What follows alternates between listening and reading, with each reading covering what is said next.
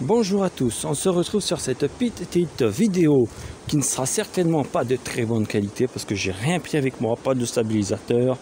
Je suis parti à l'arrache comme ça à faire mon ramassage de ceci. Puis en plus de ça, il y a le vent et tout ça. Je suis désolé, hein. Ça, le vent, il y en aura au moins pendant 15 jours. Là, ça commence. Donc vous voyez, là, je commence à ramasser ceci. Donc vous voyez, on pourrait considérer ça comme du BRF, du bois broyé. Je vais vous montrer comment on fait pour l'avoir. Donc là, vous allez dans n'importe quelle forêt où il y a beaucoup de feuilles.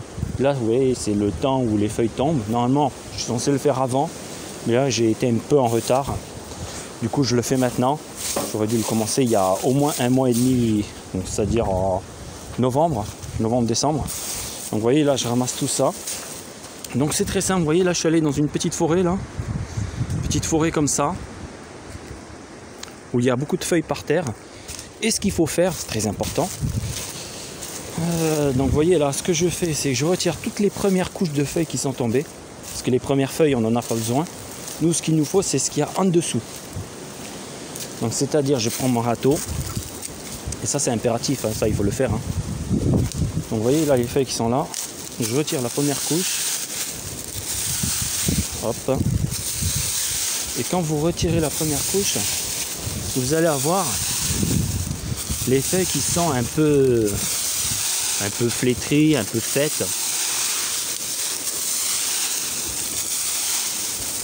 Hop, je retire tout ce qu'il y a là.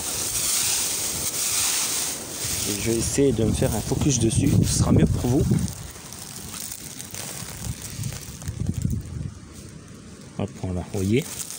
Donc tout ça, c'est ce qu'il y a assez mort, on va dire. Hein.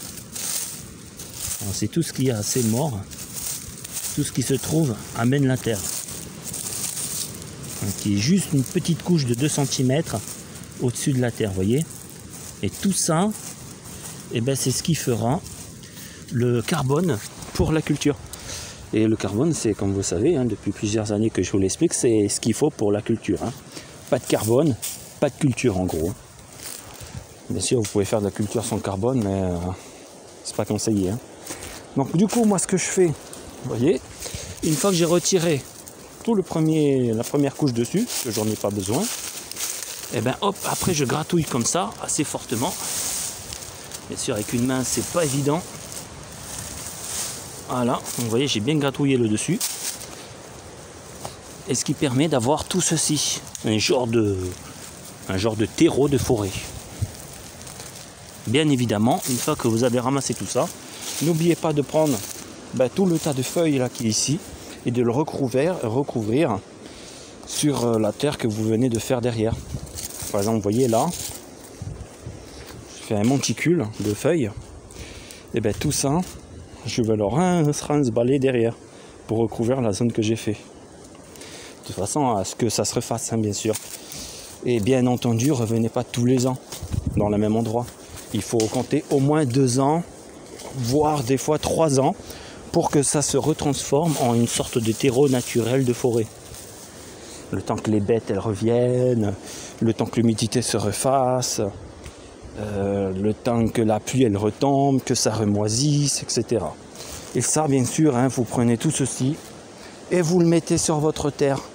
Et après, vous retournez la terre avec ceci dans le champ. Voilà ce qui fera un bon carbone. Bien sûr, n'oubliez pas, comme d'habitude, il ne suffit pas de mettre ceci. Il faut aussi mettre les animaux dessus, les poules, les canards.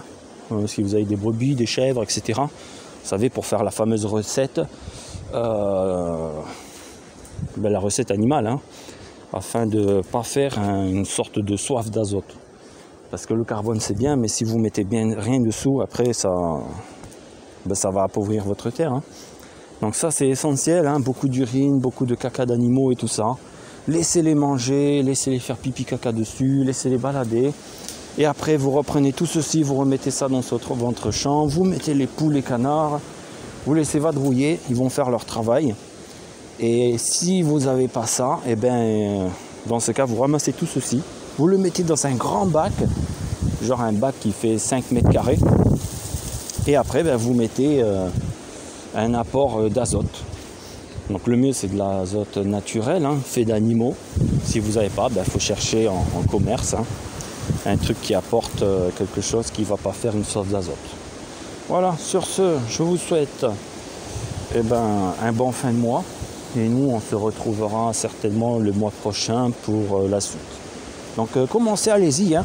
Ça va prendre bien bon 1 mois, voire 2 mois à faire tout ça. Si vous avez un grand terrain, ça prend pas mal de temps. À savoir qu'il faut l'équivalent de 3 volumes de ramassage pour 1 volume.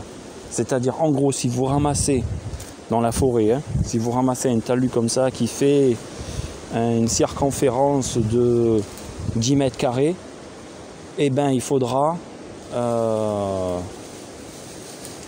ça va faire à peu près 3 mètres carrés pour chez vous. Donc si vous voulez faire un bac de culture, une surface de terre, un petit potager qui fait, on va dire, 30 mètres carrés, il faudra 100 mètres carrés de ramassage par terre pour faire votre culture. Hein, n'oubliez pas, 3 fois le volume ramassé pour 1 fois le volume à la maison. Bon, j'espère que j'ai tout dit, que j'ai pas manqué quelque chose. Le bois, pareil, hein, n'oubliez pas, très important, ramassez beaucoup de bois mort. Je vais essayer d'en trouver. C'est pas évident parce que j'en ai déjà ramassé pas mal là. Vous savez, le fameux bois qui est assez pourri. Il devait en avoir quelque part. Hein. Il y en a toujours quelque part du bois mort. Là, vous voyez là, un petit bois beau. Là, ça se voit parce que quand vous faites ça, vous voyez, il part en décomposition. Et ça, pareil, ça donnera un bon apport en carbone. Très essentiel pour la terre. Hein. Donc n'oubliez pas, le paillage fait de feuilles à moitié sec mortes avec un mélange. Vous voyez là, par exemple, là, tu vois, là, ici, c'est excellent parce qu'il y a les petits bois. Vous voyez les petits bois là qui se sont transformés avec le feuillage. Ça, c'est le top. Malheureusement, on n'en trouve pas partout. Moi, j'ai une petite forêt à côté de chez moi, c'est idéal pour ça. Après, quand j'aurai fini ma forêt, il faudra que j'essaye de trouver une forêt sauvage par-ci, par-là. Après, les forêts, c'est pas ça qui manque. Hein. Vous faites le tour de chez vous, prenez une remorque, et puis dès que vous trouvez une forêt qui n'est pas privée, une forêt qui est libre à tout accès, vous y allez au culot, hein, puis vous en foutez s'il y a quelqu'un qui vous regarde. Hein, le monde, c'est pas ça qui va faire les gens. Enfin, c'est pas les gens qui va faire le monde, c'est vous. Donc, à la rigueur, vous mettez un bout de scotch sur votre plaque d'immatriculation, vous ramassez, puis vous partez, puis c'est tout. Hein, si vous commencez à vous occuper du gens, vous n'allez jamais faire quelque chose. Hein. Donc partez, trouvez une forêt qui n'est pas privée bien sûr, sinon vous allez avoir des problèmes. Et puis vous ramassez tout ça. Et vous revenez chez vous et vous faites votre petit truc. Afin d'avoir des légumes ancestrales de bonne qualité, qui n'ont pas de alimentation, de produits, de pesticides, et j'en passe, hein, qu'est-ce qu'ils mettent tous la plupart du temps, c'est du potassium et toutes ces dérivés d'engrais dégueulasses qui vont faire qu'accroître la croissance pour vous donner des trucs dégueulasses. Au moins là, avec ce que je vous donne, ce sera du naturel, du ancestral, avec tous les apports naturels qu'une vraie nature peut vous apporter. Allez, sur ce, bye bye et au mois prochain. Ciao.